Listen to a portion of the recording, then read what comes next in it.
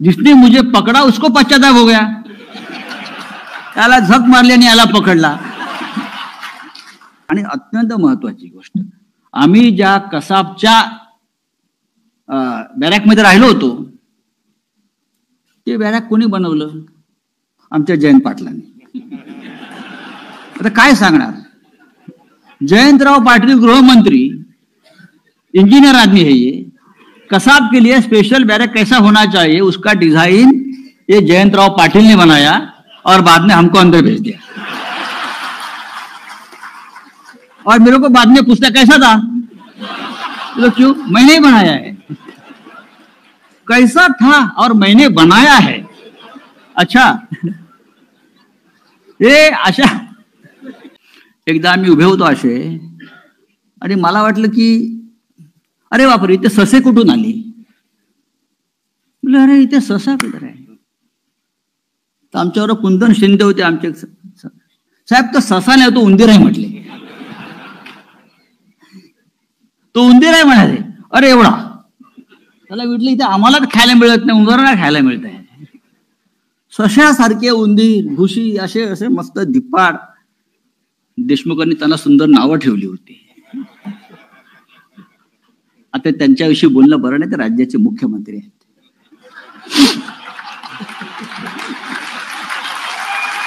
आपण मर्यादा पाळल्या पाहिजे. जेल में 1 मिनिट 1 साल जैसा लगता है. जेव्हा तुम्ही आतमध्ये जाता, अंदर जाते हो ना, वो छोटा दरवाजा होता है एक पीला कलर का, इतना सा, वो दीवार में होगा शायद या शोले में होगा.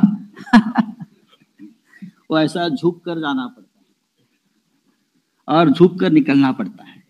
वैसा ही है. तेव्हा तुम्ही आतमध्ये गेल्यावर तुमचं जगाशी संबंध पूर्ण तुटतो. अनिल परब बरोबर ना, त्यांना अनुभव आहे थोडासा. आणि मग तुम्ही करायचं काय? बाहेरचा संपर्क नाही, संबंध नाही, तर भिंती बघायच्या फक्त दगडाच्या आणि दिवस काढायचे. अशामध्ये लिहिणं, वाचणं, चांगला विचार करणं सकारात्मक, आणि उद्या मी कदाचित बाहेर पडेन हा चांगला विचार करायचा. कधी देशमुख साहेब बाहेर पडले, आज तुमचा जामीन होणार आहे, डोंट वरी. असं कधी मी गेलो, तुमचं आर्ग्युमेंट चांगलं झालं. त्याच्यामध्ये आमचे 2, 4, 5 महिने असे निघून जातात. आणि त्यातून एखादा कोणी सुटलाच त्या अख्ख्या परिसरात, तर तो कसा सुटला त्याच्यावरती ते अख्खं जजमेंट घेऊन त्याचा अभ्यास करायचा. साकेत बरोबर ना? अरे वो छूट गया यार, तो सुटला, त्याचं जजमेंट मागवा. मग आमचे तिथे प्रवीण राऊत बसले, तर अख्खं जजमेंट वाचणार. सगळे जजमेंट वाचत बसल्यावरती कोणता पॉइंट काय, हे सगळे तुरुंगातले लोक बॅरिस्टर होऊन बाहेर पडतात. बार ॲट लॉ सगळे बॅरिस्टर. 8 दिवस जरी तुरुंगात राहिला तरी तो सर्वोच्च न्यायालयापासून हायकोर्टापर्यंत कसं चालवायचं कोर्ट, आणि कोणता जज, कोणतं बेंच, ये क्या है, ये सब पूरा एकदम PhD. हे असं एक वेगळं ते जग आहे. पण त्यातून आता आपण आलो, एक राजकीय लढाई असते. आम्ही ज्या ऑर्थोडॉक्स तुरुंगात होतो, एकदा आम्ही उभे होतो असे आणि मला वाटलं की अरे बापरे, इथे ससे कुठून आली? अरे इथे ससा कुठे आहे? तर आमच्यावर कुंदन शिंदे होते आमचे साहेब. तो ससा नाही, तो उंदीर आहे म्हटले. तो उंदीर आहे म्हणाले. अरे एवढा. त्याला म्हटलं इथे आम्हाला खायला मिळत नाही, उंदरांना खायला मिळत आहे. सशासारखे उंदीर, घुशी असे असे मस्त धिप्पाड. देशमुखांनी त्यांना सुंदर नावं ठेवली होती. आता त्यांच्याविषयी बोलणं बरं नाही, ते राज्याचे मुख्यमंत्री आहेत.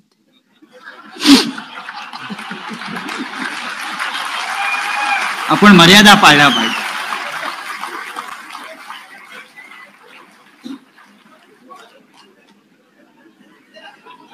त्याच्यातून हे पुस्तक निर्माण झालं. पण एक सांगतो, तुरुंगाचं वैशिष्ट्य असं आहे की माझा रोज सामनातला अग्रलेख दर दिन मेरा एडिट बाहर आता था.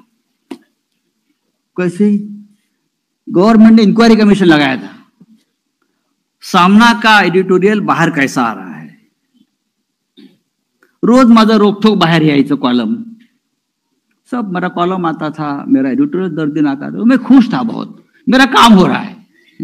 अंदर की बात अंदर, मेरा काम तो हो रहा है, अखबार तो निकल रहा है ना, लढाई तो जारी है.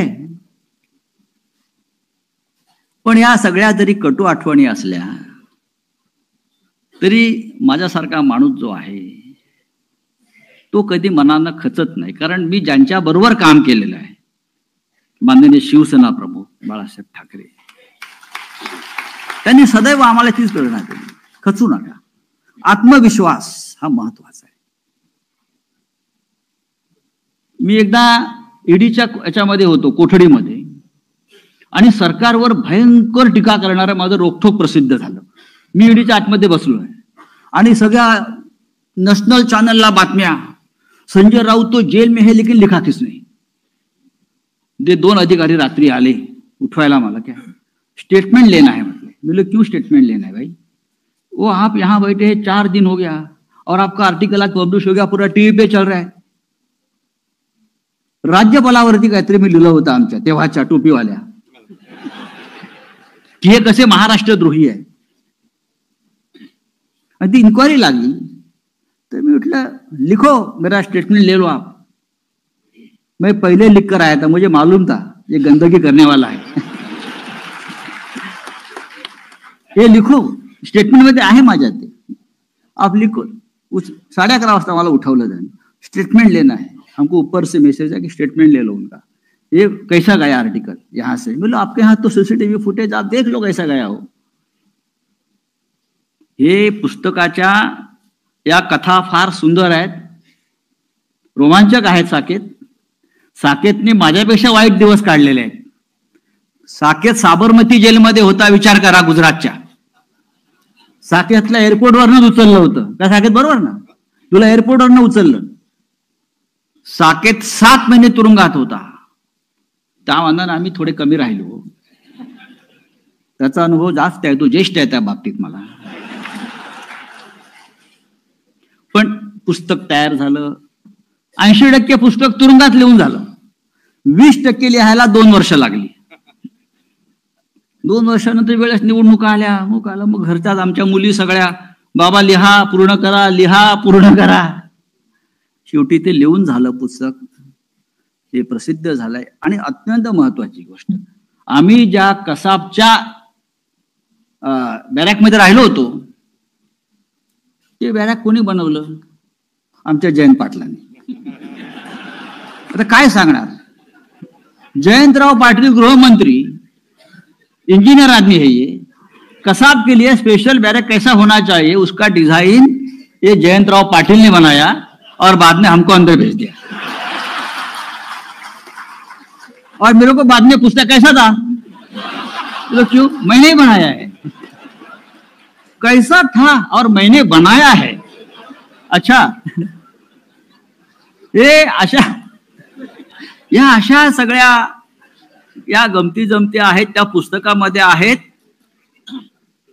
कटू आठवणी असतातच, पण त्या कटू म्हणून घ्यायचा नाही, तो अनुभव म्हणून घ्यायचा. मला उद्धवजी काय म्हणाले त्या दिवशी, त्यांनी पुस्तक वाचलं आणि मी म्हणलं कसं आहे पुस्तक, मी भाषणात सांगेन, पण एका वाक्यात सांगतो, पुस्तकात रडगाणं नाहीये कि मेरे को अरेस्ट किया, फिर मैं रो रहा, फिर ऐसा हो गया, असं झालं तसं झालं. अरे हो गया, ठीक है, गया जेल में, वापस आ गया.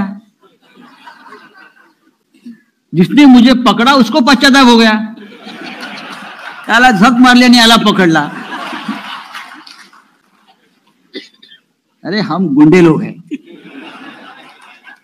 हम जेल जाने से नहीं डरते और देश को ऐसे लोगों की जावेद साहब अब जरूरत है. लोहा लोहे को काटेगा. अभी हम सब लोग जो है, साकेत है, हम है, आप जैसे हमारे मार्गदर्शक उद्धव जी है, पवार साहब है, पूरे देश में एक माहौल बन गया है. हे महाराष्ट्र है. या पुस्तकाचं सार काय आहे? 2 गोष्टी आहेत पवार साहेब. मी सकाळी पण सांगितलं,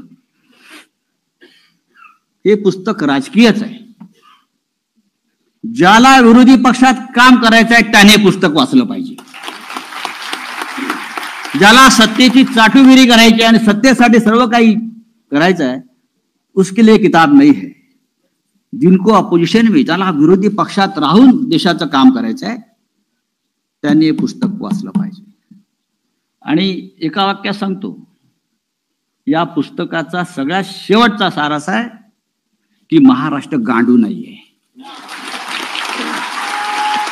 महाराष्ट्र मर्दों के औलाद आहे, या पुस्तकाचं एक महत्व आहे. आमच्यासारखे असंख्य लोक आहेत, अनेकांना त्रास झाला, अनिल परबना त्रास झाला, असंख्य लोग हैं जो झुके नहीं, आज भी लड़ते रहेंगे. आज भी मैं कोर्ट में जाता हूं, जज के सामने खड़ा रहता हूं. बोलिए क्या है? वापस अरेस्ट करेंगे? क्या करोगे आप? तानाशाह कब तक तानाशाही करते रहेगा? केव्हा ना केव्हा तरी त्या हुकुमशहाला सुद्धा जमिनीत गाडलं जातं. हा या देशाचा आणि जगाचा इतिहास आहे. तेव्हा मित्रांनो, आपण सगळे मोठ्या संख्येने इथे आला. आज माझा भाषणाचा दिवस नाही, मी मगासपासून सांगतोय. भाषण करायला उत्तम माणसं इथे आपण आमंत्रित केलेली आहेत आणि त्यांचं आपण ऐकूया. पण आपण ज्या उत्साहामध्ये इथे आलेला आहात ते माझ्यासाठी अत्यंत प्रेरणादायी आहे. त्या पुस्तकातून लढण्याची प्रेरणा जरी 100 लोकांनी घेतली तरी या महाराष्ट्रातून आणि देशातून हुकुमशाही पूर्णपणे नष्ट होईल, गाडली जाईल. आणि जे राज्य आपल्याला अपेक्षित आहे लोकशाहीचं, ते या देशात आणि महाराष्ट्रात येईल, इतकेच मी सांगतो. आणि तोच तो आपली रजा घेतो. हा नरकातला स्वर्ग काही लोकांनी महाराष्ट्राचा नरक केलेला, लक्षात घ्या. आणि ते स्वर्ग करण्याची प्रक्रिया आता सुरू होईल. जय हिंद, जय महाराष्ट्र.